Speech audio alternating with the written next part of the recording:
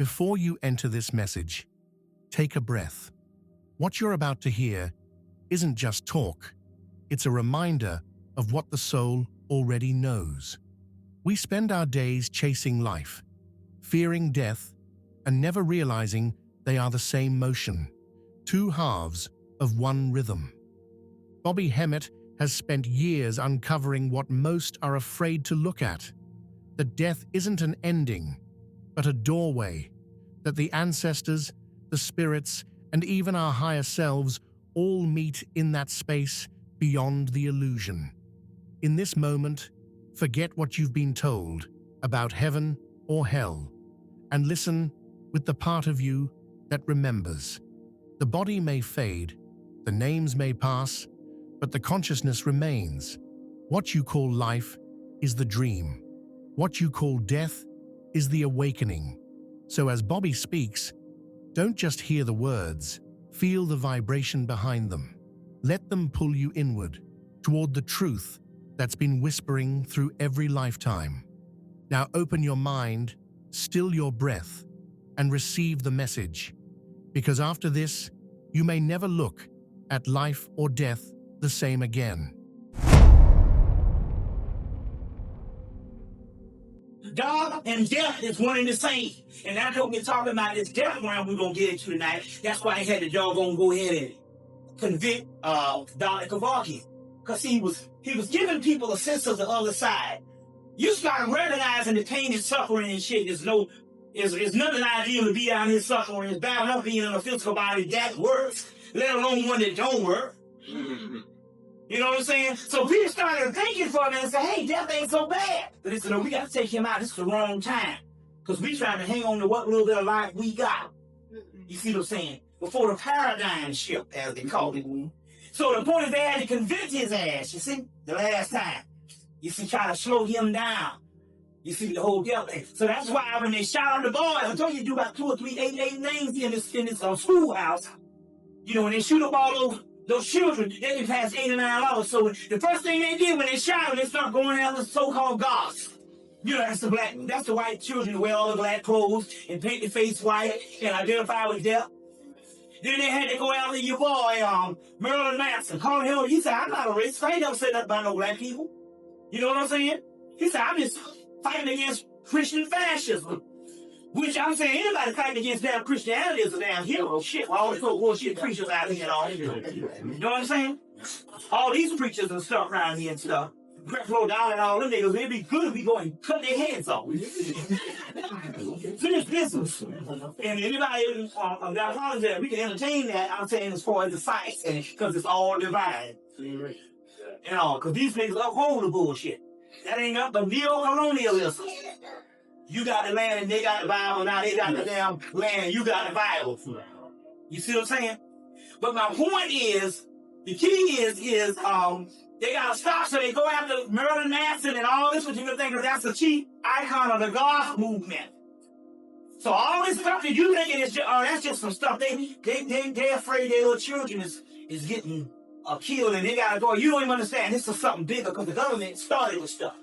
You see what I'm saying? So we're talking about something, a bigger movement is actually going down. So the whole thing with the whole Star Wars thing is, the key is to fight against the dark side. And the dark side is your own, the dark side is the only side that there is now. It's the only side left. We'll get into that. That's what the man told you on the movie, Devil's Advocate. He said, yeah, he shot him out. He said, yeah. You gotta hang on to that fury. That's the last thing that goes. Oh yeah, that's the science too. All wiped out about 2,000 years ago. Horus don't do nothing to kick ass the whole time. You don't find nothing good in Horus, and he is the apex for the whole ancient world to go after. Horus are Hercules. He's the warrior goddesses. We talked about this before. Christ was a killer before Jesus. Then he becomes a punk.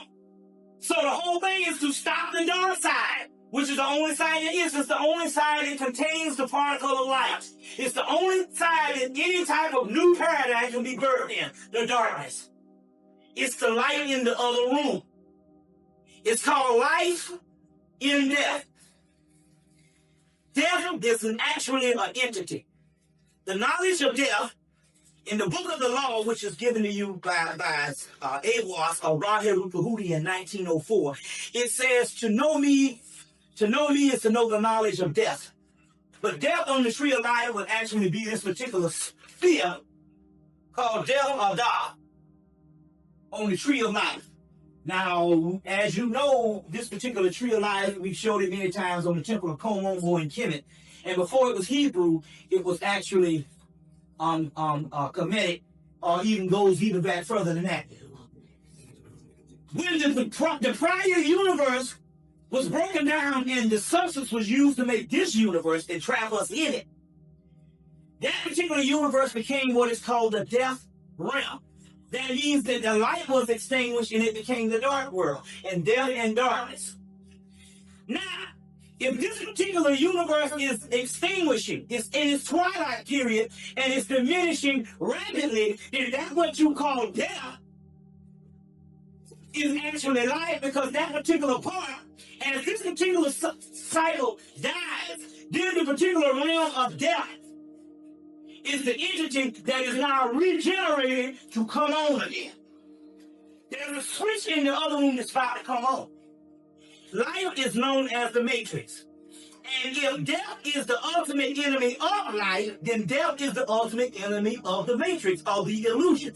Death is regarded as a demon, a natural enemy of the immortal God, which is the particular one that is over us at this particular time. If death kills it, then death, as we know it, is the New Jerusalem if it kills what you call life, and life is actually a matrix.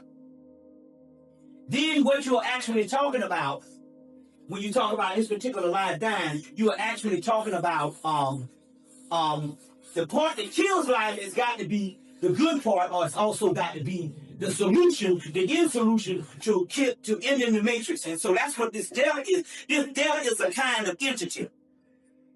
If you look at if you study the ancient goddess, she'll have a time when she's a nurturer. She'll have a time when she is a protector. She'll have a time when she is a wife. She'll have a time when she's a sexual being, but she'll have a time when she's a killer. That's right. You have to throw out the nurturing part, because it's in the story now. But for the house don't burn down. Ain't no sense of loving no ashes. So you are projecting your energy in the nurturing part, which is something that's past tense. You don't have civilization, that shit is gone now. Now it's time to redirect civilization, and you can only do that shit by demolishing the rotten cancer. So that means that you have to become a warrior in your thinking. Well, that mean you go out and start fighting? No, it means this.